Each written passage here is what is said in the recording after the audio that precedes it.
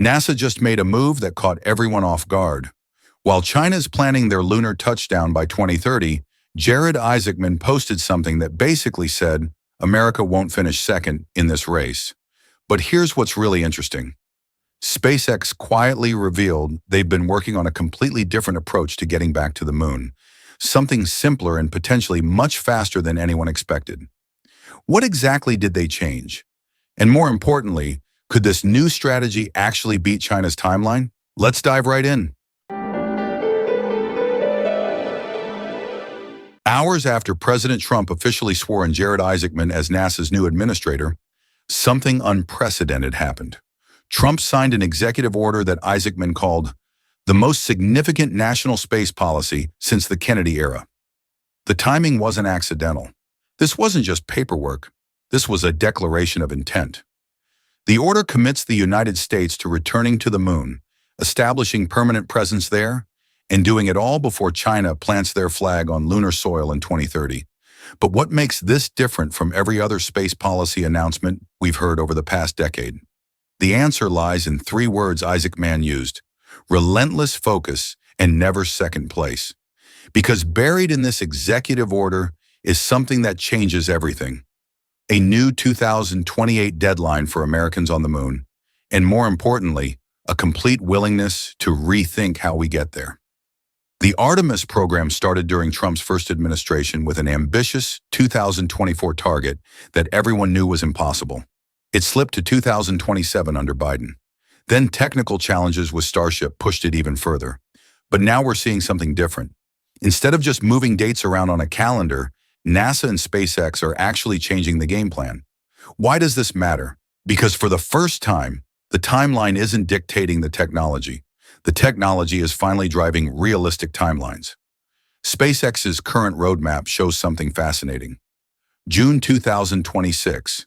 First propellant transfer test between two starships in orbit. June 2027, uncrewed lunar landing. September 2028, astronauts on the surface. This isn't speculation anymore. These are operational milestones backed by actual hardware development. And here's where it gets interesting. SpaceX recently told NASA they've been working on something they call a simplified mission architecture. They haven't released all the details, but the implications are massive. What does simplified actually mean in this context? Most experts believe SpaceX is talking about an expendable starship. Think about that for a moment.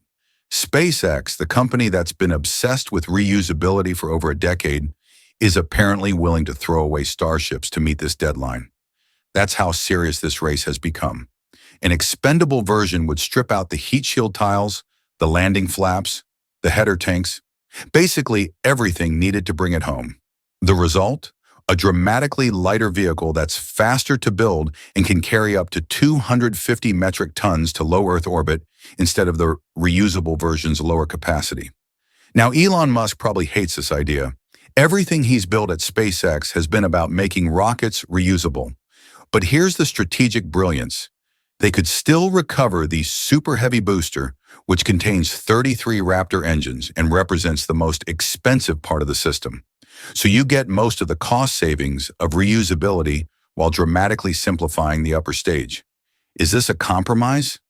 Absolutely. But it's a smart one that prioritizes speed over perfection. The biggest technical challenge remains the same: cryogenic propellant transfer. No one has ever done this before. Starship needs to refuel in orbit before heading to the moon because it can only reach low Earth orbit with its own fuel. Once there, it has to top off from multiple tanker starships, but liquid methane and liquid oxygen boil off in space. The rate of boil off, the efficiency of transfer, how many tanker launches are actually needed, these are all unknowns right now. That June 2026 test isn't just a milestone, it's the moment we'll finally have real data instead of engineering estimates. What happens if the first test reveals the process takes twice as long as expected? Or requires twice as many tanker launches? These questions keep NASA engineers up at night, but SpaceX isn't the only player making bold moves. Blue Origin's CEO Dave Limp dropped some intriguing hints recently.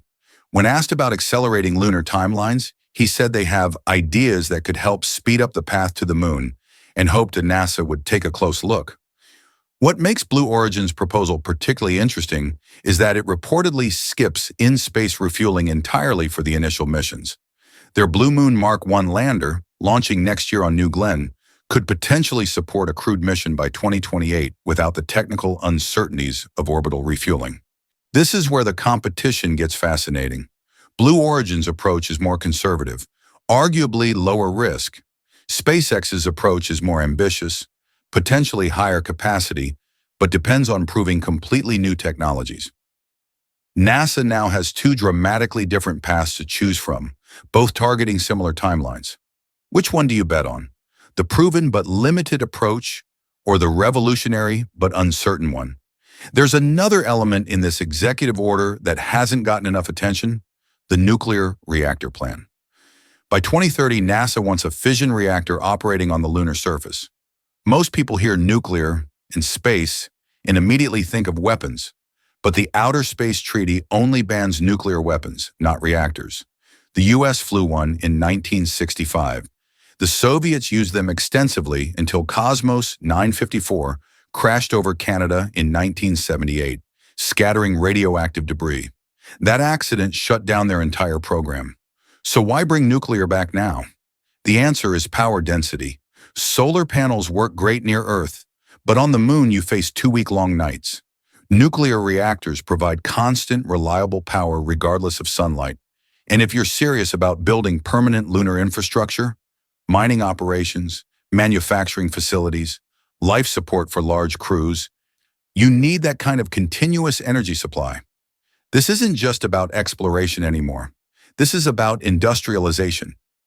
The executive order specifically mentions developing space-based nuclear power for both lunar applications and Earth orbit systems. Translation: they're planning infrastructure that can support sustained operations, not just brief visits. But let's talk about what happens after we actually get there. Because Elon Musk isn't thinking about planting flags and coming home. A few days ago, he posted something that revealed his actual vision. Once there are lunar factories, robots, and mass drivers on the Moon, such that the entire loop is closed, the system probably decouples from conventional currencies and operates autonomously in watts and tonnage. This sounds like science fiction until you break it down. Musk is describing a self-sustaining industrial base that manufactures satellites directly on the Moon and launches them using electromagnetic railguns, mass drivers, instead of rockets. Why? Because the Moon's low gravity and lack of atmosphere make this vastly easier than Earth launches. He estimates this could scale to hundreds of terawatts of AI computing power in space within years, all powered by constant solar energy and built from lunar resources. The economic model stops being about dollars and starts being about energy and mass throughput. The first step toward this future is Moonbase Alpha, Musk's planned lunar base built from Starship itself. The concept is elegantly simple. Instead of launching separate habitat modules, you land Starship and convert it. The vehicle has massive internal volume. Those fuel tanks become habitable space.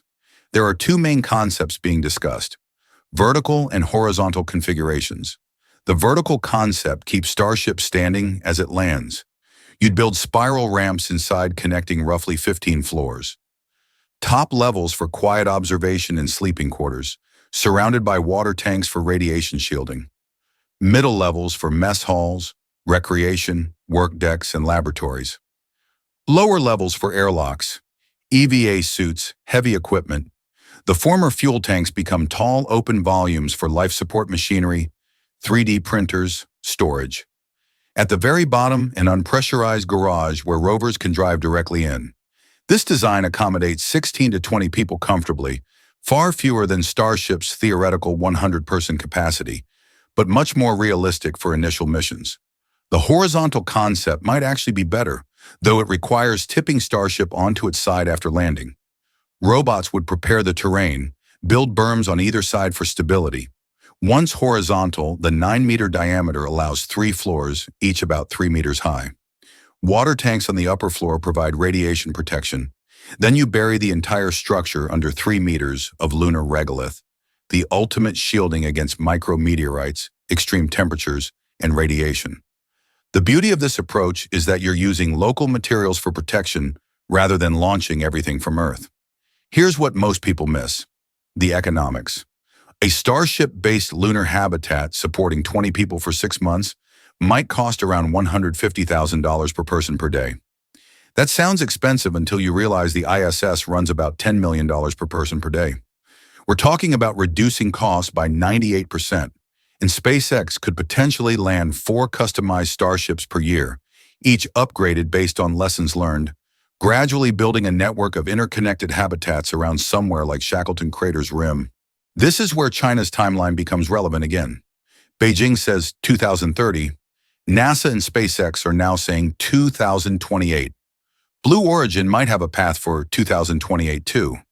But the real race isn't just about who gets there first. It's about who establishes the infrastructure to stay.